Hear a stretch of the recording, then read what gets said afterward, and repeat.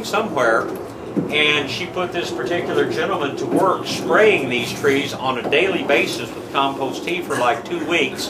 And if anybody's ever used a big sprayer where you spray up into the trees, you know you get about as much on you as you do on the tree, which is another reason we don't recommend poisonous products.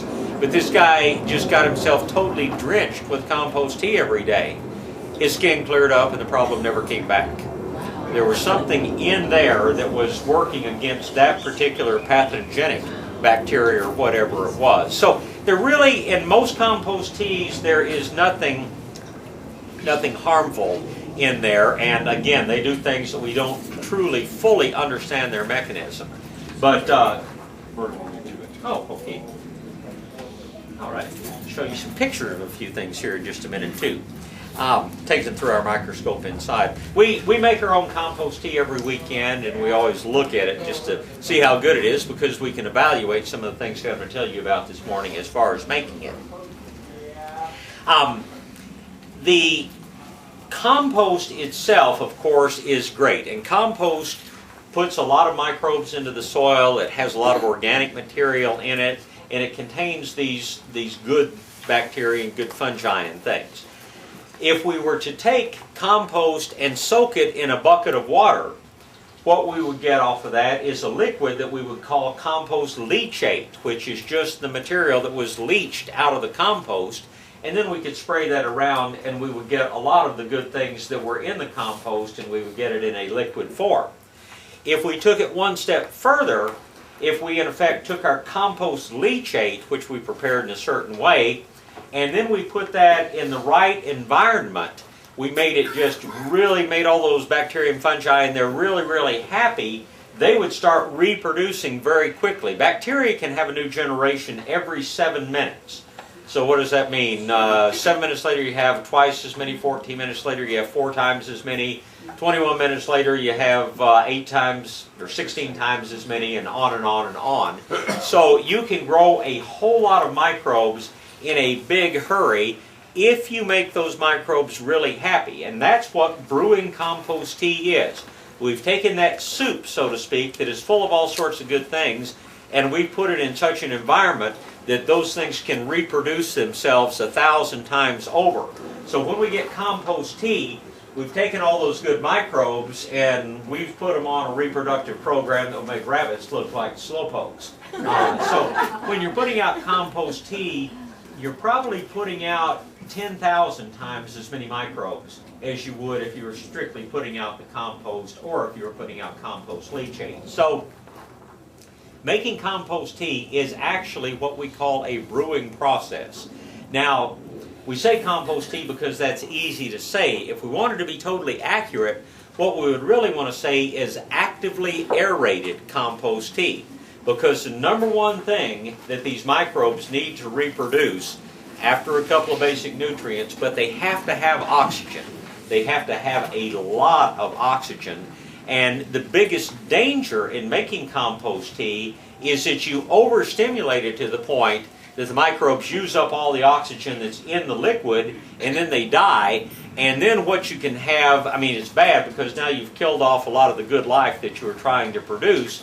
But if that material sits there without enough oxygen in it, then you get some bad guys growing. There are 2 kinds of bacteria in particular. I guess we could expand and just say 2 kinds of organisms in general.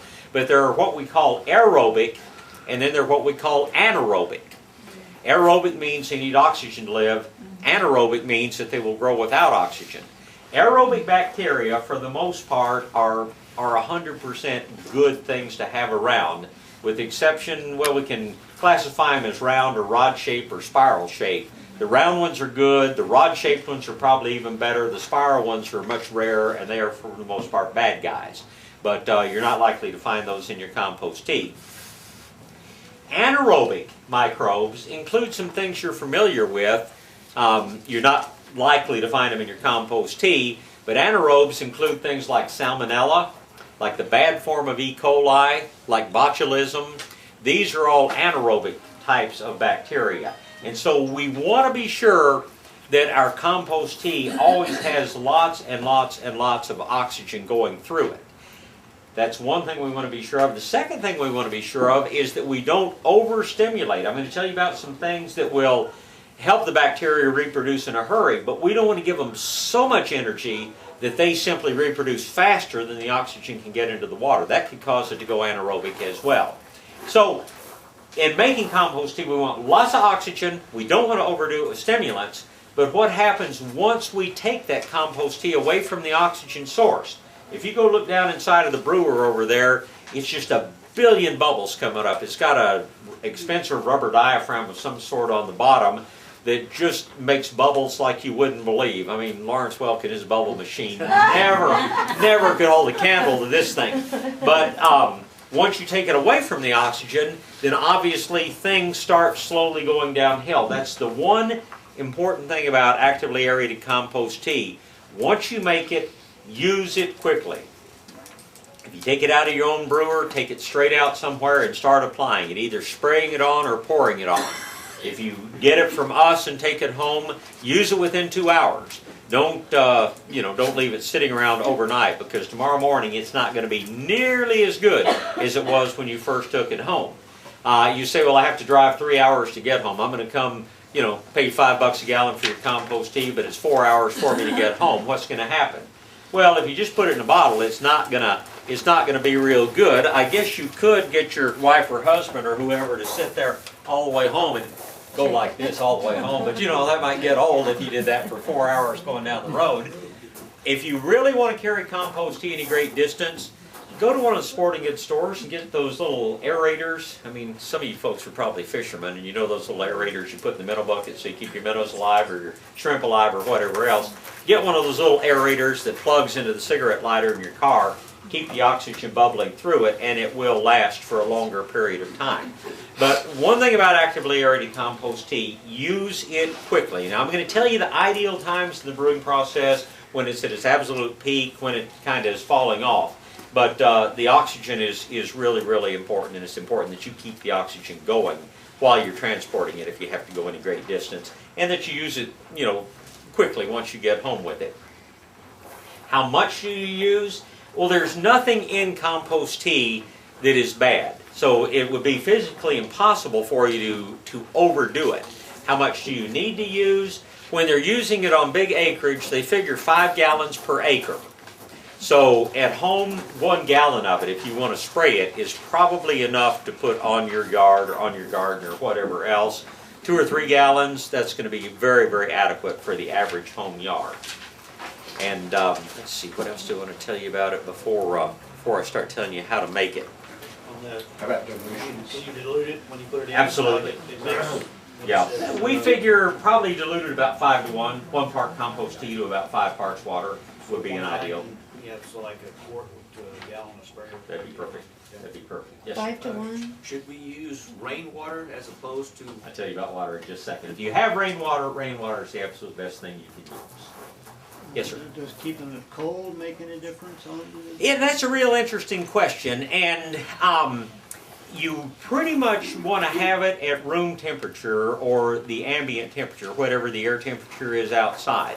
There are bacteria that operate at virtually every temperature out there. In real cold conditions, we've got bacteria we call psychrophilic bacteria that work in the cold. Ones that work in relative room temperature we call mesophilic bacteria.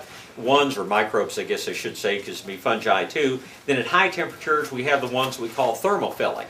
And they're probably all serve their own purposes, but you want your compost tea to be pretty much at room temperature or outside air temperature, because you want those microbes active when you put them out. And if you take your compost tea and you keep it real cold, you're going to slow down the guys that are working at the temperature it is. You're going to speed up the real cold-loving guys. Then you're going to spray it out where it's hot again, and it simply won't work as well.